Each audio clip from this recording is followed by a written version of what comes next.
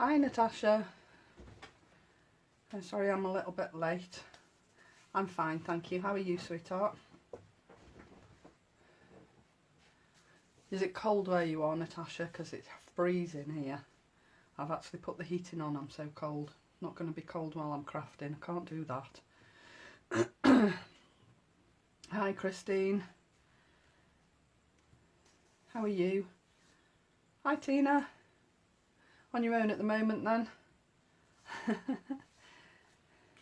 Keep telling you need to introduce him to craft, Tina, your father-in-law, and then just he can join in and watch with you. Hi Pearl, Happy New Year to you too, sweetheart. Not cold and no snow. Well, lucky you. I wish it was not cold and no snow here because it's freezing. I was looking after my grandkids yesterday and the journey home wasn't the best. But I got home safe and sound, thankfully, so had to prize yourself away. Well, Sarah, thank you very much. I'm highly honoured that you chose me over Pete Hughes. Thank you very much. And he's having his COVID jab. Oh, lucky him. Good for him too. I hope more people have it than don't have it. I'm waiting for the phone call. I should be there with bells on. Right, okay, let's get stuck in. Because it's quite an involved card today. So hope you all watched the shows this morning. Awesome shows, weren't they? And I'm sorry that my card is also a B card, but I'd chosen this before I realised just how popular they were going to be, even amongst the design team. So sorry if you feel a bit spammed with B's, but you can never have too many B's, can you? So the dies that I'm using primarily are these two, which obviously this has been really popular on the show this morning as well, and I can understand why they're a fabulous size of die. I mean, you can see if I put that on my hand just what a beautiful size they are, and they cut so fabulously as well. This is going to be an essential piece of kit in your craft stash, in my opinion. And then obviously you've got the beautiful B die as well. So the other things that I'm going to be using today are the original Slim die collection for the torn edge, and I'm using the actual torn edge piece for the outside, like I did on the original here. I'm also using the Just Saying collection, the bold words, and I'm using the Happy because it's going with my B, Happy. So I just stamped that onto the same colour card that I've used on the rest of the project and cut that out. Now on my original card, the background here is done with the Spring Bloom die, and then I suddenly remembered the Slimline dies that are also on the show today, and also part of a fabulous deal. So if you didn't get those last time, I would really highly recommend them. They are fabulous dies and they fit perfectly in all of the Slimline dies that Lisa's bringing to you, so they're always going to be useful. So for the background in the card I'm doing today, I'm using this one, this floral one here, and as I say, it just fits perfectly inside that Slimline die, so that's why I've chosen to use that.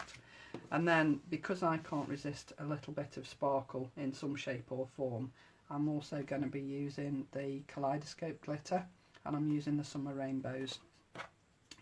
It looks orange in here, and to be fair, it actually looks mainly orange on the card, which is unusual because they don't always look the same colour on the card as they are in the jar. But don't do what I did and tip the card towards you when you tip the excess off, because I got covered in glitter, which is why my pot is slightly empty. So those are the products that I'm using today to make my little B card. So first things first, I'm going to do the background, and I'm going to use my jelly plate, which I've put down. Oh, there it is. I'll put it down somewhere and I can't find it. I'm using my large jelly plate because I wanted the whole of the stencil to be on the jelly plate. I didn't want to have to mess around with a smaller jelly plate, so I'm using my big one. I'm also using 2 acrylic paints to do the background, and I think when I did my original I probably used a little bit too much, so I'm going to go a little bit more cautious today. Now Natasha's our queen of jelly plate, so bear with me because it won't be half as good as Natasha's, but I did quite enjoy using the jelly plate. So I'm just going to spread these out because I wanted just a mix of colours for the background. I wanted it to be bright, but I wanted it to be just not one colour. Now there probably is a little bit too much on there, but I'm not going to worry about it. So first thing I'm going to do is put down my stencil. Doesn't matter which way round you put it, front or back, doesn't really matter. Just means your flowers will be in a different direction. Not worried that it isn't straight either, because when I've cut it out it'll be straight anyway. So I'm just going to pop that on the edge there, and then because I've got ink all over it, I'm just going to pop that over the top so that I don't rub off more than I need. And of course you can always get more than one print off your jelly plate when you're doing this. So I'll just take that one off first, because that's my scrap one. Although I won't scrap it, I will use it. And I'm going to peel off my piece of paper like that. And then I'm going to peel off my stencil. And then I'm going to put another piece of paper, because this is the one I want on the background of my card. So I'm just going to put that down there. Rub my paper with my brayer. I'll clean my jelly plate later. And this is quite simply just ordinary copy paper. It's nothing special. Nothing special at all. I'm not sure whether I'll get another one off there. I doubt it because it's going dry now. But what I can do later is cover it with some more acrylic. In fact, I might do that now, see if it works. Natasha's probably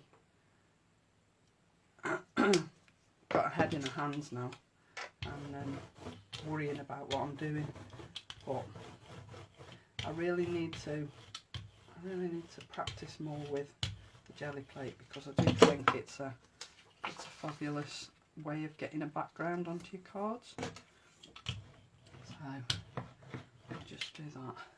Hopefully, yay, it will bring up another background. In fact, I might actually use that one. I don't know yet. Let's see. Let's have a look. Right, let's get rid of the jelly plate out of the way, and the brayer, because I don't want acrylic paint all over my hands. So now I've got choices over which background I can use behind my card. I think I'm actually going to go with this one because I quite like this one, but I will use these for another project, so they're definitely not going to waste. Right, now I just wanted to brush over the top of this with another colour. So I'm using fossilised amber on here. I'm just trying to catch up with your comments.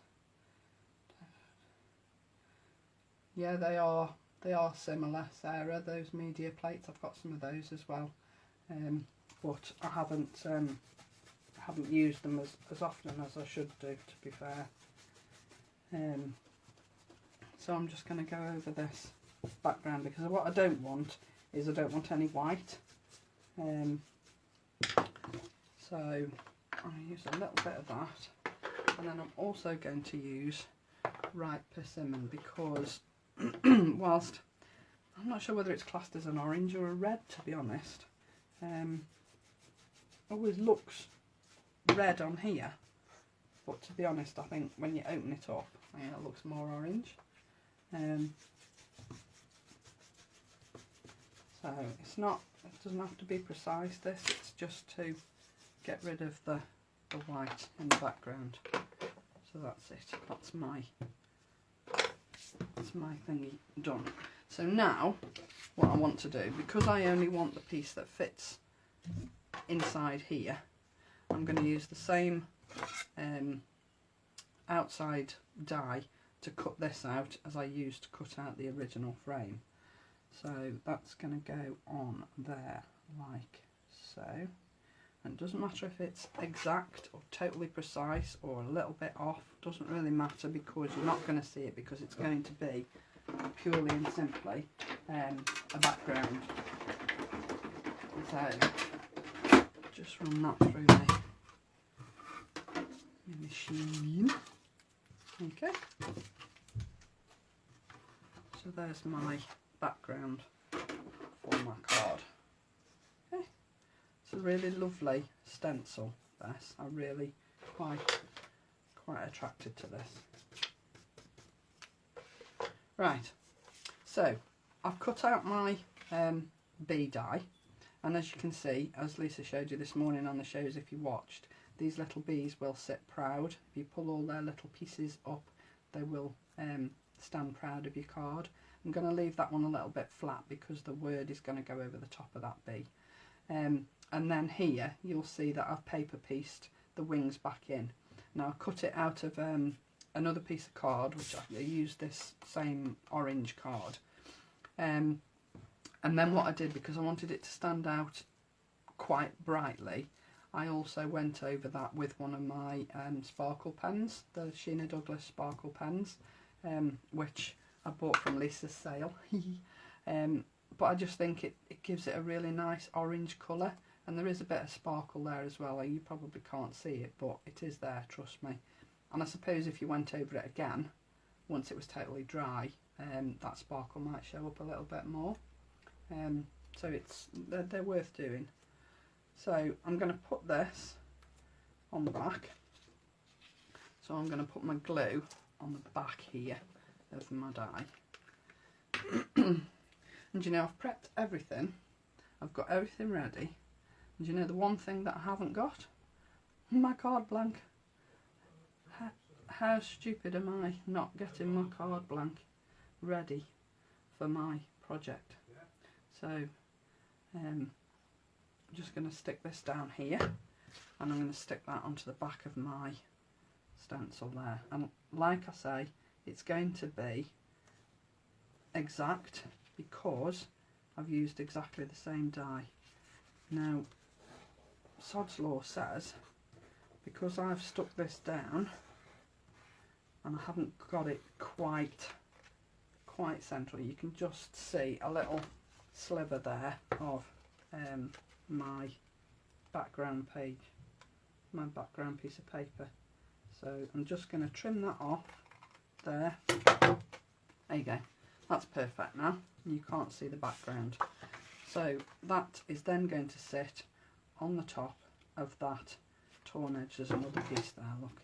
See, that's because it wasn't, I didn't line it up properly, it didn't take enough time. Obviously you're going to have more time at home than I've got here. So there won't be any excuses for yours. So that's going on the back there. I'll just reach out a card blank, which fortunately are right by my desk. And then this will sit on my card blank here, like so. Okay. Now because I don't like, well, I say I don't like stark white. I do in its place, but I wanted this to all be shades of sort of yellows and oranges and golds, etc. So what I'm going to do here is I'm going to use a different oxide, oxide, just because they blend better. See, on the original one it's grey, and I used this one, Hickory Smoke. And when I'd finished it, I thought, oh yes, quite like that. but I wasn't overly thrilled with the grey because I just thought it dulled it down a little bit. So that's why I've changed my colour choice and I'm going with Squeezed Lemonade. So I'm just going to go round the edge of this card dead quick. I'm not paying particular attention to how much ink is going on there. It's really just to take off the stark white aspect of my card.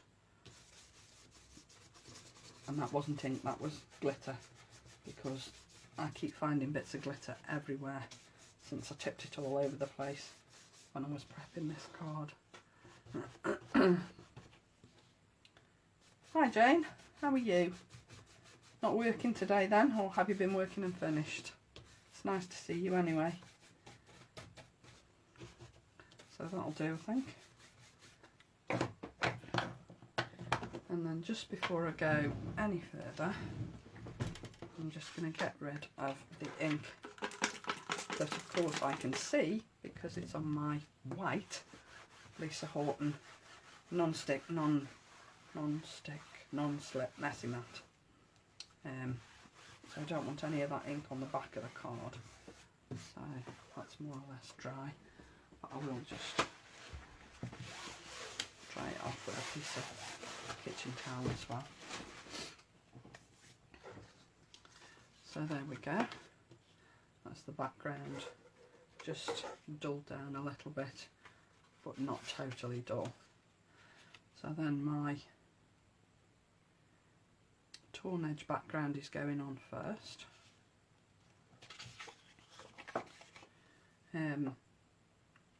I was really quite surprised to see just how many people still were buying the 3D embossing folders.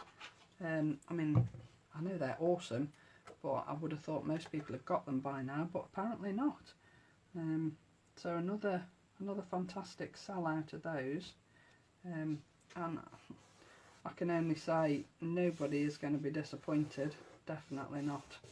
They are fabulous 3D folders, and it's Lisa's first birthday on the 19th of January, and I know that there might be a nice surprise coming. I mean, you'd have to on a birthday show, wouldn't you, to be fair? So then I'm just going to pop that down there on top of my background. And I actually love that all of these die sets have a different stitching detail on them. I just think what a brilliant idea, because then you can mix and match all the frames with all the original Slimline dies and with these Slimline dies and any that might come in the future. So how fabulous. I do love this stitch detail though. This little zigzaggy, I think it's amazing. I don't know whether you can pick that up on the camera, that stitch detail, but it is fabulous. Probably be able to see it on the packet more, but I quite like that. So then I've also, as I said, used the alphabet dies, and I've also done exactly what Lisa showed you this morning on the TV. Cut them twice, one in black and one in orange, obviously same orange and same black. And then I'm just going to offset the orange one on top of the black one slightly so that it gives a little bit of a shadow. I've already done two, and the beauty of these is that you can use the stitch detail on the one at the back to line up the one on the top so that you know it's the same all the way around, which I think is superb. So then these are going to go across here. Now it's going to squash my little bee, but I don't mind because there's three of them, so it's not really going to spoil the effect, is it? Now I put them flat on the original card, but I thought about it over the last couple of days, and I decided that I would go 3D with them instead. So I'm just going to put a little bit of 3D glue on the back of these. Not using much, because I don't want them really high. I just want them to just stand proud of the main card. I just think sometimes a little bit of dimension just makes all the difference to what can otherwise sometimes look a little bit plain. Not that I could ever say that these bees look plain, to be honest. Now, if you watched Heidi yesterday, she will have told you that I used these the other day, these tweezers, and they slipped out of my hand, and I didn't move my knee quick enough, and they stuck in my knee, well, just above my knee really, and let me tell you, they are extremely sharp, so beware if you're going to use them and they slip out of your hand. Move your leg quick, because they're sharp. But I'm still here, I didn't bleed to death, I'm fine. But they are superb tweezers, and I would not be without them. As Heidi said, I think yesterday, I no longer use anything else because they do everything that you want them to do. They're so precise, they're just good for everything really. So I'm just 3D my little happy word. I haven't got as much space with this, I'm going to have to be really careful that I don't go over the edge with my 3D glue. I would use pads, but I can never get the backing off quick enough, so I didn't want to waste time on my live messing around with the backing on the pads. So my happy is going to go here, like so, and just lift these little bits up so that you've still got some dimension around the words. Just make sure he's straight, and then obviously my little bee at the bottom is already sitting proud. And all I did when I was paper piecing these was cut out just a little basic shape of the bee on the parts that I wanted to paper piece, stuck that to the back of the bee, and then obviously stuck these into the little slots where they came from. So when you're cutting these out, don't throw away the bits that fall out. I'd say the same for the honeycomb shapes as well, because you can use those either on here by paper piecing. Yeah, I've tried that too, Elizabeth, and I still can't do it. I must be a bit ham-fisted, I think. I'm obviously not delicate enough. So yeah, so keep your pieces that fall out of your die, and they will fall out really easily. And then you can always use them for paper piecing your bees afterwards. I've only done the one because obviously I didn't want to do this one because I didn't want to cover up the word too much, although it is slightly obscured, but not very much. So my last little thing, now I'm probably going to get in a mess here, because when I did the original card I didn't use 3D glue, so I might have to do this a little bit more delicately than I did the other day, preferably without tipping my glitter all over myself, most of which is in the vacuum, so the vacuum looks really pretty. Stab them, don't be delicate. Well, I'll give it a go, Elizabeth, but I'm not holding my breath.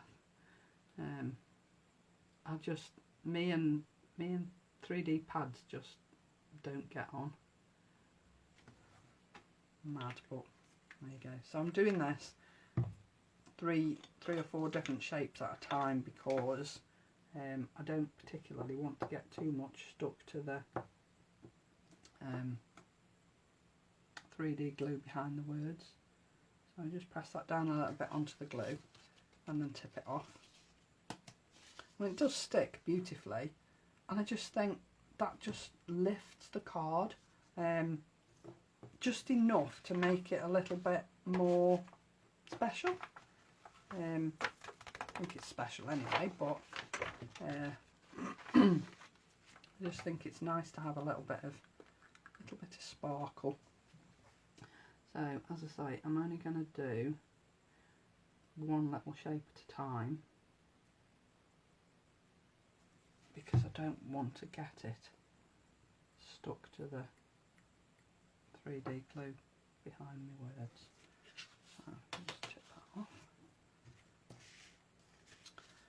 I probably won't do as many actually on here as I did on the original one.